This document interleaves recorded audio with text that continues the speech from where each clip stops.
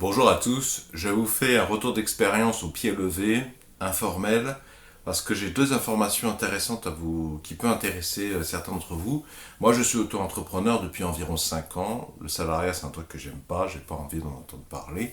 Et le sujet de lever de l'argent par son contrat de travail, notamment un CDI pour faire un emprunt, pour pouvoir investir dans la pierre, c'est un sujet qui m'intéresse comme plein d'autres. Mais comme je vous dis, moi je suis pas salarié, donc j'ai pas de CDI, j'ai même pas de CDD. Donc je porte cette vidéo à connaissance de ceux qui n'ont pas de CDI, voire même pas de contrat de travail, qui sont entrepreneurs et qui voudraient emprunter de l'argent, notamment pour un projet immobilier. Si vous voulez, ma compagne, elle a un CDI, elle a obtenu un bon prêt au travers d'une banque traditionnelle, une banque de réseau, une des banques très connues, je ne vais pas le donner le nom, mais j'ai fait le retour d'expérience sur le prêt de ma compagne dans un épisode précédent, je vous le mets dans la description sous la vidéo si vous voulez avoir les détails, mais elle a un CDI, mais si vous voulez, elle avait été adoubée par un excellent client de cette banque, adoubé recommandé, et ma compagne, elle a une bonne amie aussi qui avait été adoubée par la même personne, qui a eu un emprunt à peu près dans les mêmes conditions parce qu'elle avait un CDI également. Et je vais vous faire un retour d'expérience parce que le petit ami de la bonne amie de ma compagne, il est dans une situation similaire à la mienne. Il est salarié, mais dans l'événementiel, en chômage partiel, suite au Covid. Puis déjà, l'événementiel, bon, c'est quand même une activité où il y a quand même un gros pic de saisonnalité. C'est pas ce qu'il y a de mieux en termes de stabilité, c'est pas mal en termes de précarité. Et donc, il a réussi malgré tout à avoir un emprunt et il a eu des informations très très intéressantes. Il faut savoir que lui, il y a un an et demi, en fait, il y a un an et demi, 2 ans, donc il est allé voir sa banque pour savoir combien il pouvait emprunter, sachant qu'il n'avait pas de CDI, il avait un CDD dans l'événementiel, donc des revenus plus proches des miens que ce que ma compagne a. Moi, en tant qu'auto-entrepreneur, j'ai des revenus qui, dans leur instabilité, leur aléatorité, sont plus proches de ce que lui il avait en termes de CDD et puis un boulot lié à l'événementiel, plus proche de ça que ma compagne qui a un CDI. Et donc ça m'intéresse particulièrement. Et je lui ai demandé comment tu as fait pour avoir ton prêt bancaire. Il m'a dit, voilà, il y a un an et demi, 2 ans, j'étais allé voir ma banque, donc la caisse d'épargne. Il était à la caisse d'épargne, le pauvre. Je dis ça parce que j'étais chez eux, donc je connais bien la caisse d'épargne, dans le genre nul, ils sont pas mal. Hein. Mais alors, chez eux, c'est la culture de la médiocrité. Ouais, d'ailleurs, vous allez voir les informations que je vais vous donner. Hein. Et donc il est allé voir sa banque, et puis il avait été reçu par son agence qui lui avait dit bon, ben, vu votre profil, effectivement, on ne peut pas vous prêter à mieux que 1,8 et ça sera maximum pour 80 000 euros. Bon, tu peux faire des choses, 80 000 euros de l'ancien, tu peux faire des petits chantiers de rénovation, mais à un taux quand même de 1,8.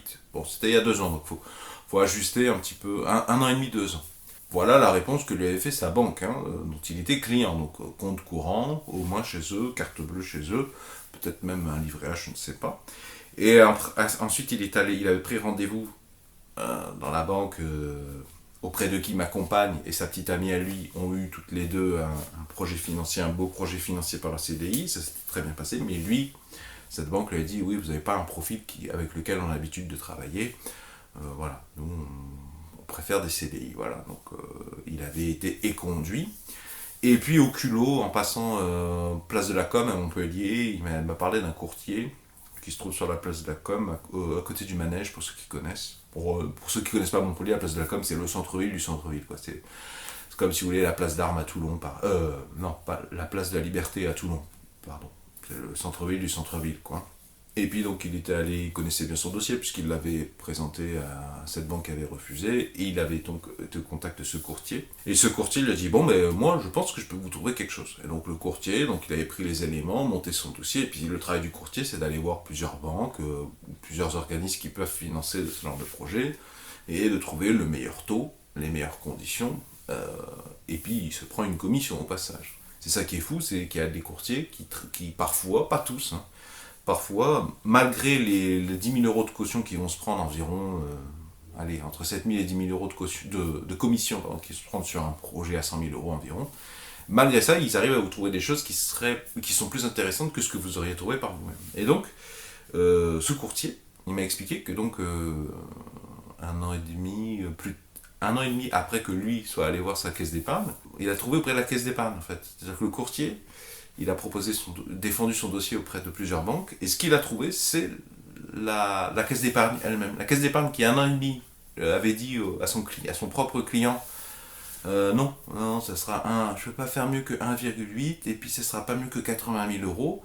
Là, il lui a trouvé pour 150 000 euros à un taux de 1,5. Je ne sais pas si vous vous rendez compte de la différence de réponse. Hein. C'est un peu affligeant de voir que ça marche comme ça. Mais ça ne m'étonne pas venant de la caisse d'épargne. J'ai déjà fait des retours d'expérience de ce que je pense de la caisse d'épargne et de ce que je pense qu'il faut fuir la caisse d'épargne. Et je vous dis pour qui il faut aller pour faire des économies. Si ça vous intéresse, les retours d'expérience sur la caisse d'épargne, je vous mets des épisodes dans la description sur la vidéo. J'en ai déjà parlé dans la vidéo précédente. Et au final, je vous dis, il est passé à l'action. Hein. Alors, si je vous dis ça aussi, c'est que ce qu'il m'a expliqué, en fait, c'est que il a discuté avec le courtier. Et en fait, le courtier lui a expliqué, oui, en fait, la caisse d'épargne, en fait, quand elle a vu que moi, qui suis courtier, ils savent que je suis courtier, je viens à la recherche d'un financement, je défends un financement, ils savent que je vais taper à la porte d'autres banques ou d'autres organismes de financement. Et donc, ils voient le nom de la personne que je défends. Et ils voient que c'est leur client. Donc là, c'est, si vous voulez, la banque, a priori, de ce que j'ai compris de cette conversation entre ce pote à moi et son courtier, en fait, la banque, caisse d'épargne, et j'imagine que c'est valable pour d'autres banques, elle a conscience que si elle répond mal au client, si elle ne répond pas au client de manière... Le client, il va se barrer, en fait. Parce que la caisse d'épargne, elle sait, elle connaît, elle est là. Normalement, elle sait très bien, elle est bien placée pour savoir que son client, il n'y a rien qui la rattache. Si elle lui accorde pas de prêt bancaire, s'il n'a qu'un compte courant à la caisse d'épargne, avec les lois sur la consommation actuelle, la loi Hamon de 2016 notamment, il peut se barrer. Déjà en temps normal, il peut s'en aller, mais effectivement là, si son client, il est dans une démarche de projet immobilier, qui est un projet immobilier, elle ne lui propose rien de compétitif, rien d'intéressant, elle sait très bien, la caisse d'épargne, qu'il y a une autre banque qui risque de lui proposer quelque chose, mais que cette banque, elle va exiger un changement de domiciliation bancaire, c'est-à-dire qu'il ferme son compte courant à la caisse d'épargne, ou qu'il le garde, mais il ouvre un autre compte courant dans une autre banque, et que ça devienne le compte courant principal, ce qu'on appelle le changement de domiciliation bancaire. Je ne vais pas m'éterniser là-dessus, si vous savez pas ce que c'est, vous savez qu'à vous renseigner, c'est pas très compliqué à comprendre. Et donc c'est comme ça que se crée un rapport de force, tout d'un coup. C'est un peu cynique, hein, c'est un peu stupide, hein, qu'il faille passer par un courtier et payer 10 000 euros de commission dans l'histoire, parce que bon, voilà, si la caisse des marques enfin, je sais pas comment ils jouent, ils font leurs calculs, mais tu vois, dans l'histoire, il y a 10 000 euros qui sont perdus, qui vont dans la poche d'un intermédiaire, tu vois, ça aurait été plus intelligent que la caisse d'épargne essaye de défendre son propre client, il y aurait 10 000 euros de gagnés dans la poche, au lieu d'aller dans la poche d'un courtier, elle aurait été à moitié dans la poche du client et à moitié dans la poche de la caisse d'épargne. Bon, je sais pas comment ils fonctionnent la caisse d'épargne, ils ont une logique particulière. Ça me fait penser aux assureurs automobiles. Peut-être que vous avez déjà fait le même constat que ce que je vais vous raconter. Moi, ça m'est arrivé que, et je sais que ça arrive à d'autres copains, que des fois, tu as un accident avec ton véhicule, même si t'es même pas dans ton véhicule est à l'arrêt. Ça m'est arrivé 2 fois qu'on me percute mon véhicule alors que j'étais à l'arrêt. Une fois, j'étais dans un restaurant, d'ailleurs. Si tu veux, l'assureur, quand il mesure que le montant des réparations est supérieur à la valeur du véhicule, il est en droit, la loi l'autorise à dire « Ah non, mais moi, je vais pas... prendre en compte, je ne vais pas te rembourser à la hauteur des réparations, je vais plutôt te rembourser à la hauteur du prix du véhicule. Voilà, démerde-toi, tu devras te trouver un véhicule avec la somme que je vais te donner. » Bon, c'est en partie injuste, mais ce qui peut se passer parfois, c'est que l'assureur, il sait que ce qu'il va te donner pour te rembourser ton véhicule, si l'essieu a été touché, ce qui arrivera souvent, hein, même sur des petits chocs en première vitesse, petite vitesse mais beaucoup de puissance en première, on peut facilement te déformer l'essieu si on tape dans un coin du véhicule. Et donc je disais, excusez-moi pour ces longueurs, l'assureur à ce moment-là, il sait que du contact de ce que tu vas lui proposer, il sait que ça se trouve, il ne te reverra plus jamais. Et inversement, il sait que s'il te propose une bonne somme pour la reprise de ton véhicule, s'il te surpaye légèrement de quelques centaines d'euros, il s'en fout, parce que si tu restes chez lui, de toute façon, il va se rembourser sur le montant des cotisations.